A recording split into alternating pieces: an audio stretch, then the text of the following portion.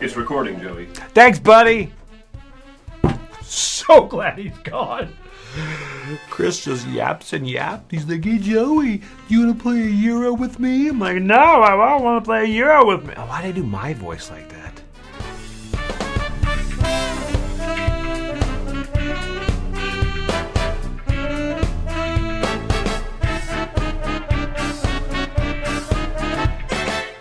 Hey everybody, I'm Tom Vessel. Welcome to Week in Review. This is a series we put out in the Dice Tower where we try to give you a look back at the past week and give you short snippets of all our thoughts. And then if you want to see the full videos, you can click a link in the description. Here we go. Hey everybody, Z Garcia here. And last week I reviewed a Summoner Wars, a couple of expansions for Summoner Wars. The Filth, which I gave a 9 out of 10 to. I thought it was a really excellent new faction, kind of a reworked faction from yesteryear. And in this one, the main twist being you can put out a mutant, and then in its place you can later play a new one, removing the old one, and surprise your opponent with a new character that has some cool ability. It kind of feels like you have a bunch of champions, whereas normally a deck only has 3. This one feels like you're playing with like 7 of them. I really enjoy that. And then Chosen Grove, another new faction in the game, which I give an 8 out of 10 to, has a really neat idea of having one central big, character that can't even move, but their health total is ridiculous. And you have to sort of eventually be able to uproot this giant tree and you can start doing some damage, but you were trying to protect them for the long game. Really cool idea. And then I reviewed Snowcrest, which I gave a 7 out of 10 to. It's a very neat card-driven game in which you are collecting resources, trying to manipulate a few different things in order to gain scrolls, which is your main victory points. It gets a 7 because of a couple of things that I just find to be maybe a little distracting, maybe a little uninteresting. The theme, certainly, with the anthropomorphic animals is just okay. There's a couple of abilities or, rules in the game that I found to be less than stellar. They're fine. They're there. They sort of pull focus a little bit from other things going on, but they didn't really pull me in. There's a few small things. Overall, though, I like the game. I love putting out cards in front of me, triggering abilities, having the cards flip face down when you do it, and then eventually they all flip face up and you get a bunch of stuff all at once, sort of like a recharge action. So I enjoy what's going on. I was just hoping for a little more, maybe. And there you go. That's it for me. I'll see you on the next one. Black Forest, I gave a 6. Now, as fun as this Uwe Rosenberg game is, I do feel like it was kind of meandering and aimless, and I felt like it lacked the tension I needed for a game to come back to, and after teaching it a few times, I found myself kind of bored with it. Next up, Dirt and Glory, I gave a 7. This is a fun, push-your-luck card game. You flip over cards, a little bit like blackjack, try to hit a number, don't overshoot it, and you get to add cards to your personal little deck. Neat way of doing this kind of push-your-luck. Next up, Gun It. I gave an 8. This is an action card chase movie scene, the board game, real time as players are passing around different weapons and different facings and trying to shoot their shotgun forward or to the right or to the side. And it just is a chaotic, frenetic, fun game. And then lastly, Ethnos 2nd Edition. I give a 9. Ethnos is one of my favorite games of all time.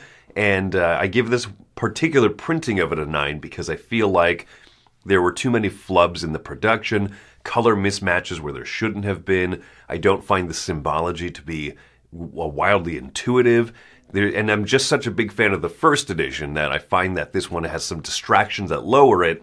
However, if you don't have that baggage from the 1st edition, absolutely pick up this game because I think it's a fantastic game nonetheless. So Ethnos, 2nd edition, a 9 out of 10 for me, an excellent game. And that, folks, has been my week.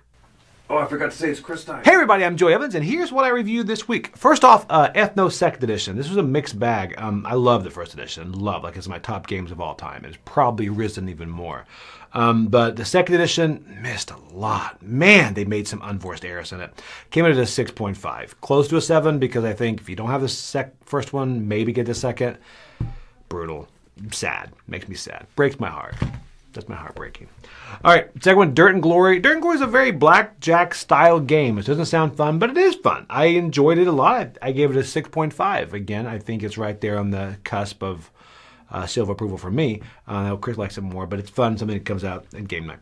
The other one is Orapa Mine. Orapa Mine, which is a deduction style game that uses doesn't use lasers. It's like a puzzle where you're shooting a laser and it bounces around. You have to kind of guess where they put all these different colored kind of tokens on your board behind your player screen. It's actually, I enjoyed it. I enjoyed it a lot. I gave this a 9. So those are the 3 games that I reviewed this week. Hi, I'm Wendy Yee, and this week I reviewed Black Forest. I gave it a 7.5, and that is because I enjoyed it, and I thought it was a good game. Obviously, compared to some of his favorites, which are some of my most favorite games, it wasn't a 9, but it still was an enjoyable game, and I think there's a lot of good going on. The resource track maintenance kind of thing is very tactical feeling, but it's tactical against yourself, as in you have to be aware of what resources you're gaining, because you could accidentally lose the resources that you need if you gain extra of something, which is just an interesting, fascinating little track, and I think it's one of those things you either enjoy or you don't enjoy. And then the actual gameplay, I feel like, is very open and it's very free, and you could go in with specific strategy, or you could just kind of take it as it goes, and just pull levers, play actions, do things, and enjoy the game. So there you go, 7.5 for that, Black Forest. Let's go ahead and see who is next. Hey there everybody, it's Mike DeLisio, and this week I reviewed 2 games. First up is Cat Blues: The Big Gig, which I gave a 7. This is a re-implementation of an earlier card game by Reiner Knizia that was called Katzenjammer Blues originally. And this is a card game that has a fair amount of luck, and so as such it can sometimes leave a poor first impression on players.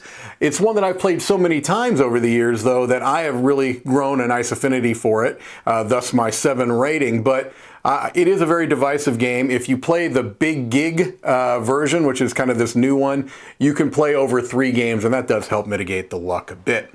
And then next up is Endeavor Deep Sea, which I gave an 8.5, and I was the lowest score of myself, Camilla, and Tom, so a well-regarded game here at Dice Tower. It's a game that does some very clever mechanical things. It allows you, as you play the game, to move up on tracks, and as you move up on these tracks, it's going to allow you to recruit better and better specialists, to have more and more action discs that you can place out on location tiles. It's a game where there's a lot of forward momentum, and you get stronger and stronger as the game progresses. A really solid design is Endeavor Deep Sea. All right, that's going to do it for me. I'll see you on the next one. All right, I did my 6 speedy reviews I do most weeks of a bunch of small games. Some good, some not so good. You can check those out.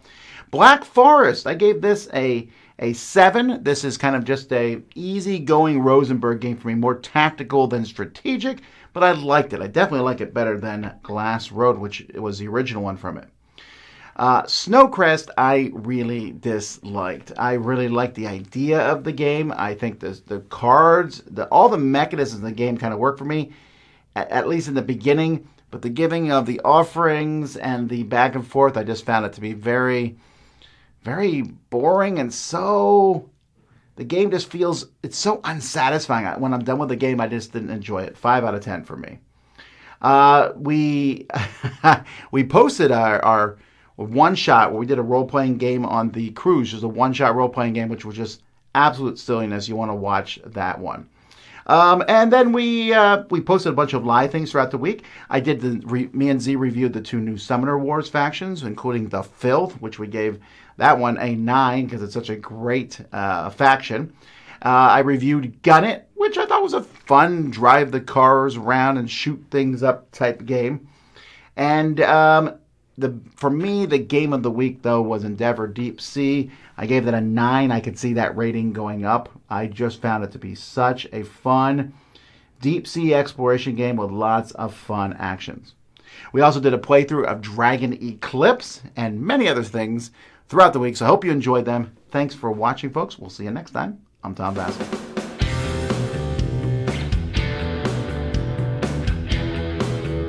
Hey folks, thanks for watching another one of our videos. If you like our videos, if you like our channel, you would love to game with us at one of our conventions. Check out Dice Tower Cruise, Dice Tower East, and Dice Tower West. Fantastic conventions where we play games with wonderful people, a humongous library, and lots of other events and stuff. Also, don't forget to check out our channel, like and subscribe. I'm Tom Vassell. The complete win at spades. Signed too. Preface. Spades is a wonderful, and now classic, parenthetically, game, having descended from whist and bridge. It is now the most popular four-handed card game on the internet. It is a deceptively easy game to learn, but don't let the simplicity of the rules fool you. In order to bid properly, you must be able to accurately assess the number of tricks you expect to take. The higher you bid, the higher the risk. It is interesting to note that the bidding system in spades, there is a spatial relationship of the math and losing contract.